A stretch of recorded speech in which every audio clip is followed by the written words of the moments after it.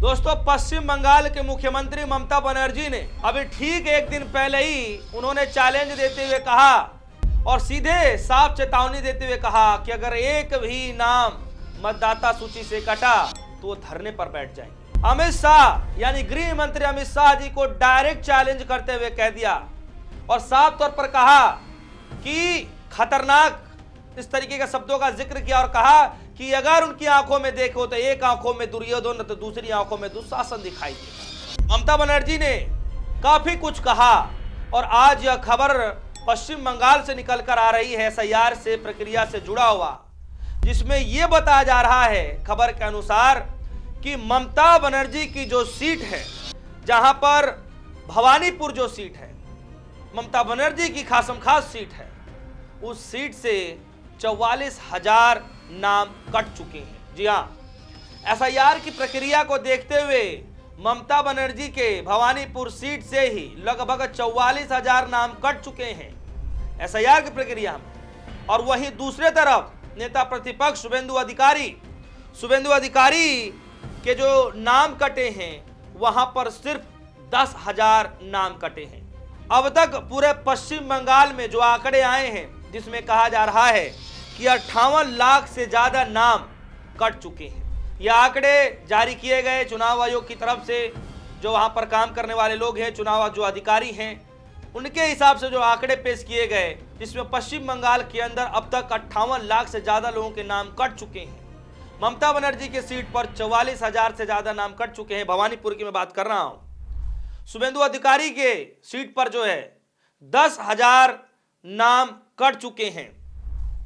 खबर जरा देखिए, खबर है पश्चिम बंगाल से आ रही है और इस खबर में लिखा गया है एसआईआर, ममता बनर्जी की भवानीपुर सीट से 44,000 नाम कटे, पूरे बंगाल में 58 लाख से ज्यादा नाम हटाए गए। दोस्तों, एसआईआर की प्रक्रिया जब बिहार के अंदर होती है तो इतना जल्दबाजी में सब कुछ होता है कि विपक्षी पार्टियों को इसको समझने के लिए, समझाने के लिए समय ही नहीं मिलता है। इसीलिए समय को देखते हुए, कम समय सीमा को देखते हुए विरोध प्रदर्शन पर उतरते हैं। राहुल गांधी भी उतरते हैं, तमाम वो सांसद भी उतरते हैं, उनको डिटेन भी कर लिया जाता है, सदन से लेकर के जो है निर्वाचन आयोग तक मार्च भी किया जाता है, लेकिन कोई सुनवाई नहीं होती है। मसला सुप्रीम कोर्ट में भी जाता है। चूंकि खुद विपक्षी पार्टियों को ही ये आनन फानन में समझ नहीं आ रहा था कि कैसे लड़ाई लड़नी है, क्या क्या दलीलें देनी है, क्या कुछ करना है। लेकिन जब बिहार चुनाव के परिणाम आ गए, जब नतीजे आ गए, तब स्पष्ट हो पाया कि एसआईआर के चलते ही शायद खेल हो गया। अब ये खेल एसआईआर के चलते हुआ या किसके चलते हुआ ये मुझे नहीं पता, लेकिन इतना जरूर है कि एसआईआर के तहत 60 लाख से ज्यादा लोगों के जब नाम कटे बिहार के अंदर में, इसका मतलब सवाल तो चिंताजनक है। अब ये 60-62 लाख लोग कौन थे, किसके समर्थक थे? विपक्षी पार्टी यही आरोप लगा रही थी कि अगर ऐसा हो रहा है तो सिर्फ दलित समाज के लोगों को, पिछड़े समाज के लोगों को, अल्पसंख्यक समाज के लोगों के ही नाम काटे जा रहे हैं। लेकिन पश्चिम बंगाल के अंदर जब सब कुछ रिजल्ट आ गया, तो पश्चिम बंगाल के अंदर जब एसआईआर हो रहा है, उसके सहित तमाम 12 राज्यों में, ममता बनर्जी ने साफ ऐलान कर दिया कि एक भी नाम अगर कटा तो मैं धरने पे बैठ जाऊंगी। और ये कल की खबर है। खबर में जरा देखिए क्या लिखा हुआ है, फिर मैं आगे बताता हूं क्या है। लिखा हुआ है एसआईआर में एक भी नाम हटा तो मैं धरने पर बैठ जाऊंगी। ममता बनर्जी ने गृह मंत्री अमित शाह को बताया खतरनाक।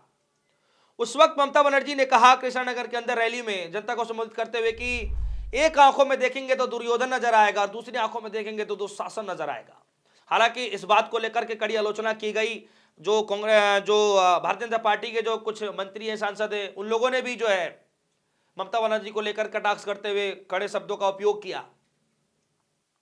लेकिन यहां पर मसला यह आ रहा है कि क्या सच में ममता बनर्जी जब धरने पर बैठने वाली है? क्योंकि नाम एक नहीं बल्कि उन्हीं के सीट से जो बताया जा रहा है, भवानीपुर सीट से ही लगभग 44,000 नाम कट चुके हैं। तो क्या वहां पर एक नाम कटने का चैलेंज दिया जा रहा था? यहां तो 44,000 लोगों के नाम कट गए। और पूरे पश्चिम बंगाल के अंदर में तो लगभग 58 लाख से भी ज्यादा लोगों के नाम कट गए। क्या धरने पर बैठेंगी क्या? ये अपने आप में बड़ा सवाल है, क्योंकि चैलेंज तो दिया जा रहा था और यही ममता बनर्जी नहीं रुक रही थी। ममता बनर्जी ने ठीक 2 दिन पहले क्या कहा था?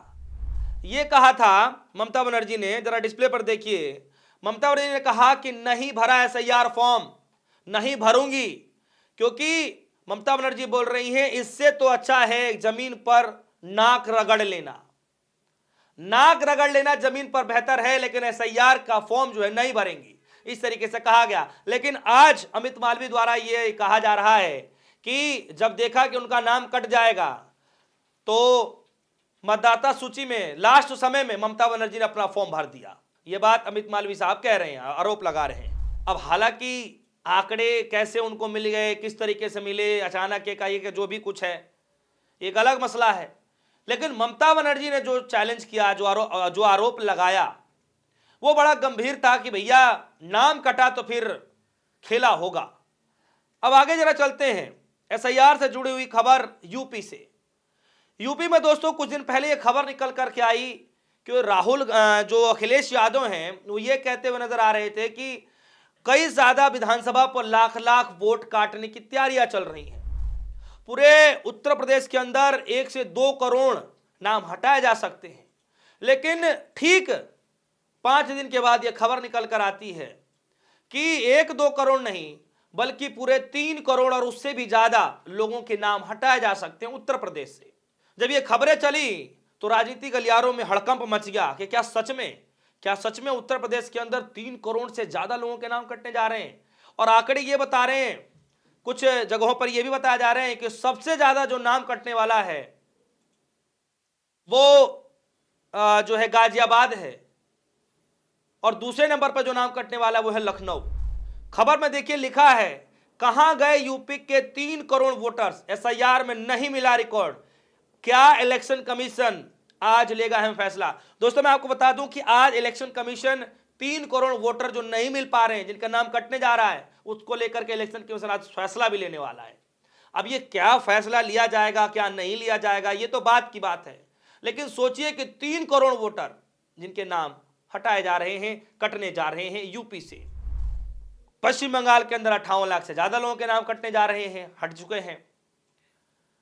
बिहार के अंदर 60-62 लाख से ज्यादा लोगों के नाम कट चुके। और यही चिंता विपक्षी नेताओं को दिन प्रतिदिन खाए जा रही है कि आखिर जो नाम कट रहे हैं वो आखिर है वो लोग है कौन, आखिर किन के नाम कट रहे हैं। हालांकि चुनाव आयोग कहता है कि वो लोग हैं जो मृत हो चुके हैं, वो लोग हैं जिनका हस्तांतरण हो चुका है, ये वो लोग हैं जिनकी डुप्लीकेट वोटर लिस्ट में नाम है। लेकिन जरा ये देखिए आंकड़ा, जब पश्चिम बंगाल के अंदर यह कहा जा रहा है कि ममता बनर्जी की सीट पर, भवानीपुर सीट पर 44,000 जब नाम काटे जा रहे हैं, तो वहां पर एक और खबर निकल करके आई कि भाजपा नेता शुभेंदु अधिकारी की विधानसभा सीट नंदीग्राम से करीब 10,000 नाम कटे हैं। आप समझिए, जहां पर ममता बनर्जी की भवानीपुर सीट में 44,000 नाम कट रहे हैं, वहीं शुभेंदु अधिकारी की सीट पर मात्र 10,000 नाम कटने जा रहे हैं। यानी कि ममता बनर्जी की सीट से 4 गुना ज्यादा नाम कट रहा है। यानी ममता बनर्जी की सीट पर और शुभेंदु अधिकारी सीट पर अगर आप देख लेंगे तो 4 गुना का अंतर आपको दिखाई दे देगा। 10,000 सिर्फ शुभेंदु अधिकारी के सीट पर और 44,000 के करीब ममता बनर्जी की सीट पर। सवाल यहां पर यह है कि क्या सच में शुद्धिकरण किया जा रहा है। और मैं आपको बता दूं कि वैसे तो 12 राज्यों में एसआईआर की प्रक्रिया का लेकर के जो है तैयारियां चल रही हैं, पूरे जोर शोर से हर जगह के डेटा इकट्ठा होना शुरू हो चुका है। लेकिन सबसे ज्यादा अगर कोई हाईलाइट जगह है, सबसे ज्यादा अगर कोई चर्चा का विषय बना हुआ है तो वह है पश्चिम बंगाल। पश्चिम बंगाल में ममता बनर्जी हैं जो डायरेक्ट लड़ाई लड़ने को तैयार, कई बार वो खुला ऐलान कर चुकी हैं कि यहां से एक भी नाम नहीं कटेगा, नहीं होगा एसआईआर की प्रक्रिया, एसआईआर रुकवा दो। कई सारे लेटर चुनाव आयोग को डायरेक्ट ज्ञानेश कुमार को लिख चुकी हैं, डायरेक्ट लेटर कई सारे जो है लेटर लिख चुकी हैं कई सारे बीएलओ की लेकर के, जो बीएलओ को लेकर जो खबरें आ रही थी उस वक्त भी काफी ज्यादा एक्टिव थी।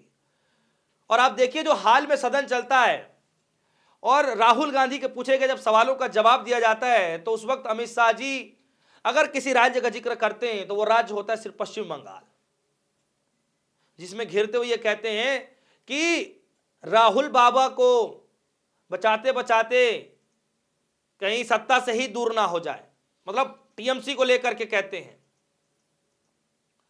दोस्तों इस खबर पर आपकी क्या राय है, जहां एक तरफ भवानीपुर सीट पर 44,000 नाम कट चुके हैं, वहीं पर दूसरे तरफ भारतीय जनता पार्टी के जो नेता हैं शुभेंदु अधिकारी, उनकी विधानसभा सीट पर मात्र 10,000, यानी ममता बनर्जी और शुभेंदु अधिकारी की अगर सीट पर देखा जाए तो लगभग 4 गुना वोट कट चुके हैं।